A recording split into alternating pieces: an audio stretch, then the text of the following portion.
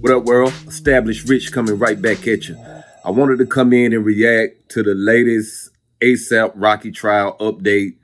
The defense is putting on their case now, and their latest witness was on Friday. Let's watch a clip of it, and I'll give you my commentary.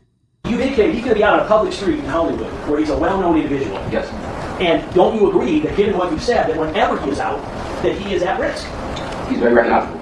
So my question is, isn't it true that the reason that you did not have any security with you that night was because there was a plan that R.I.C.H was going to be attacked? That is not true.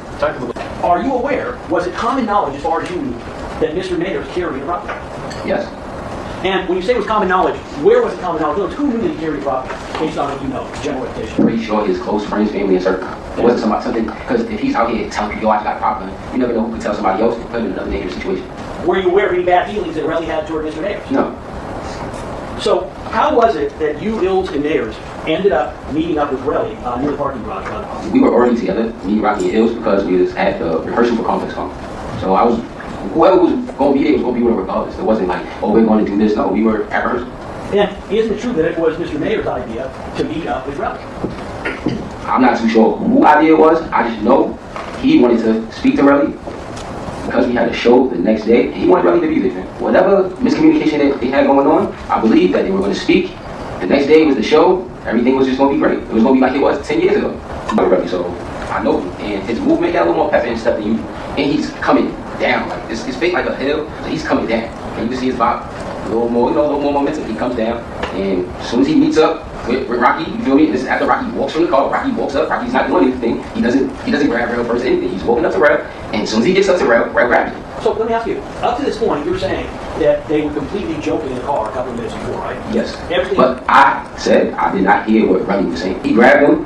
He automatically started like, because he got him by his I think his hoodie and stuff. So I'm not too sure if he's trying to pull his hoodie over or he's just trying to kind of have R.I.C.H in the head dangle. I see that's what he was doing. But let me stop. You said he grabbed him with one hand. Yeah. Now you're gesturing like he's grabbing with two hands. How many hands did he grab? He ended up grabbing him with two hands, yes. Did he start with one hand? He started with one hand. Which hand did he grab with first? He grabbed it with his left hand, I believe. No, he was just basically trying to lift the defendant off his feet. So I'm not too sure what he's going to do after that. He tried to lift him off his feet. Motion strike everything after no.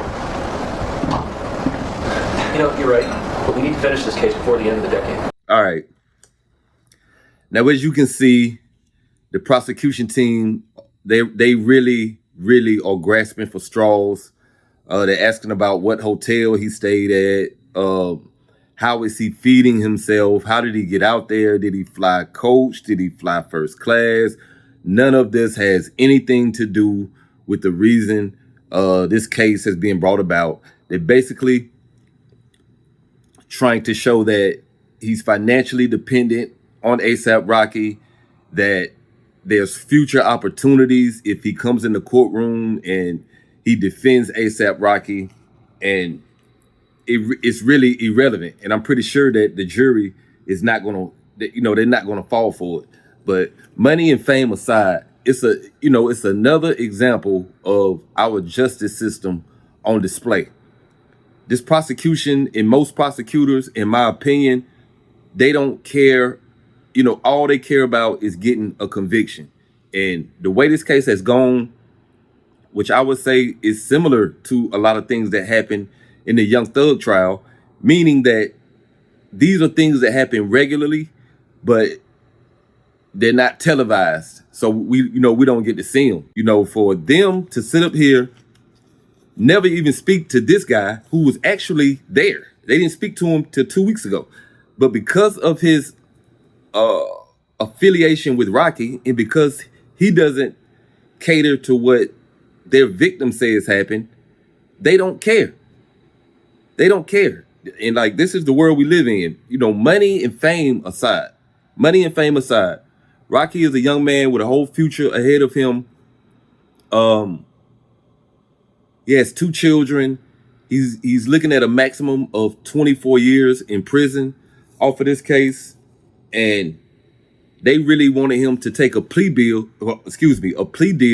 so they could get a conviction. Because that's what this whole thing is about. It's about getting a conviction. And do I expect the prosecution team to have compassion for someone they're trying to convict? I mean, that's a tough question because in this situation, nobody was murdered. And my main point is that this is not about truth. The justice system is never looking for the truth so they don't convict innocent people, which is, in my opinion, they should be trying to do. They should be trying to convict the guilty person every time, as opposed to trying to get a conviction, period. But that's just my opinion. What's yours? Like, comment, subscribe, establish Rich. I'll be back with another one. You know how I do it. Peace.